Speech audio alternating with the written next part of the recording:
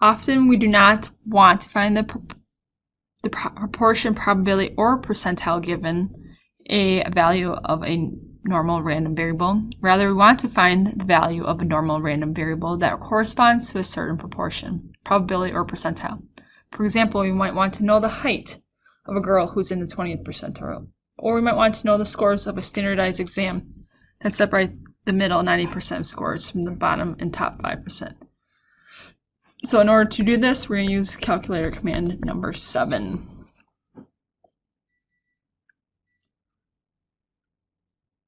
So the heights of a pediatrician's 3-year-old female are approximately normally distributed, with mean 38.72 and standard deviation of 3.17 inches. Find the height of a 3-year-old female at the 20th percentile.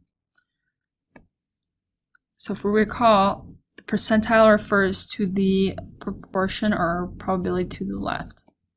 So this is 0.2. Now we want to look for the height. We're looking for this bottom number.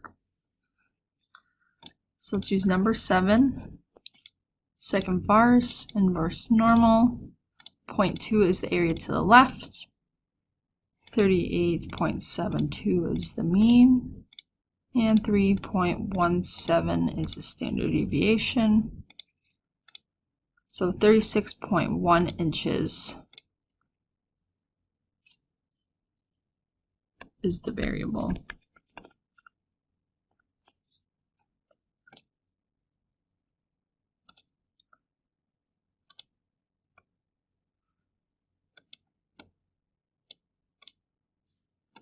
So if we talk about this in a sentence, we could say the height of a 3-year-old female at the 20th percentile is 36.1 inches.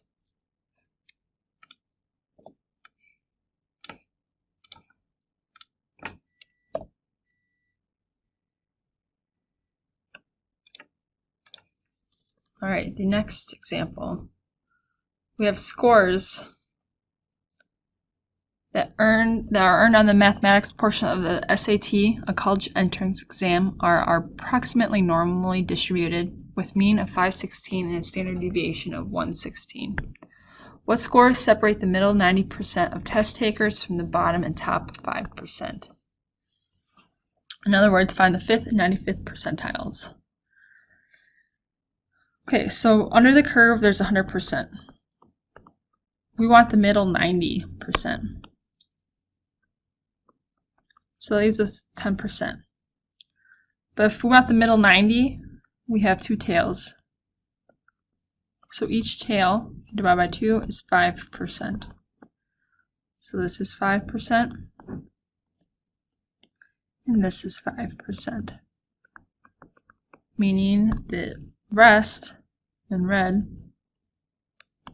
is 90%, all equaling 100%.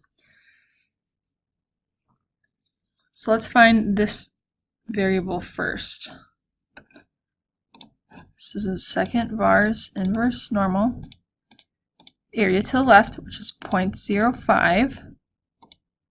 The mean, 516. And the standard deviation. So that score is 325.2.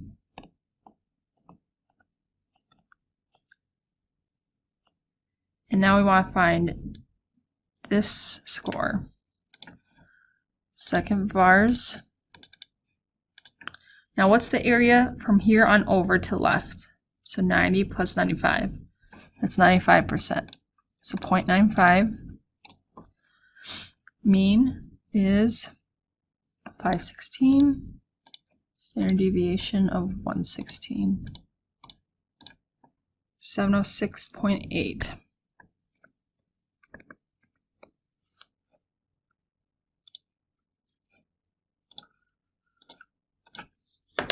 So SAT mathematics scores that separate the middle 90% of the scores from the bottom and top 5% are 325 and 707 respectively.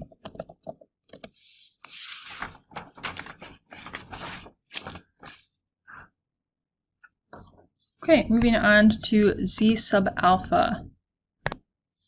So the way you say this is z sub alpha.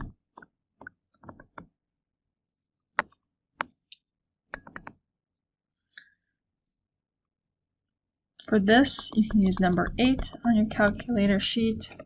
And what does z sub alpha actually represents? It is the z-score. So we're finding the z-score such that the area under the standard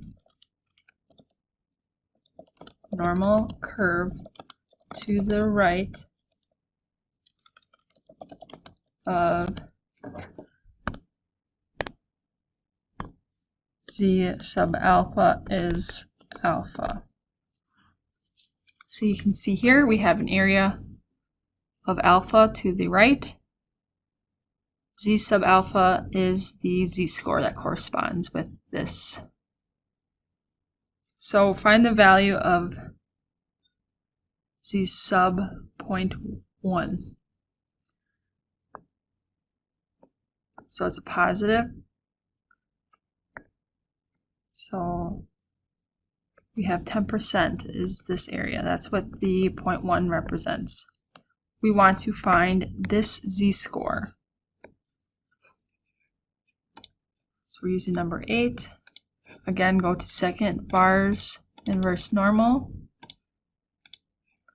Type in the area, value for the area. So the value for the area is 1 minus alpha because the calculator only recognizes this to the left. So you're going to do 1 minus 0.1, which is 0.9. And then we're working with z-scores, so the mean is always 0. Standard deviation is always 1. So 1.28 is your z-score. That corresponds with 10% above it.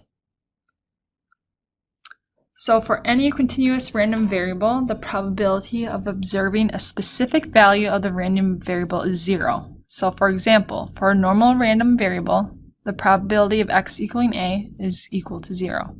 For any value of a, because there is no area under the normal curve associated with a single value.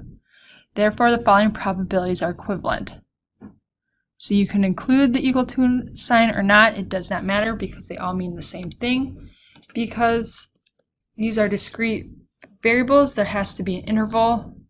It is not one specific value has a probability. So basically, there is no significant difference in having an equal to sign or not. That is the end of this lesson. Please let me know if you have any questions.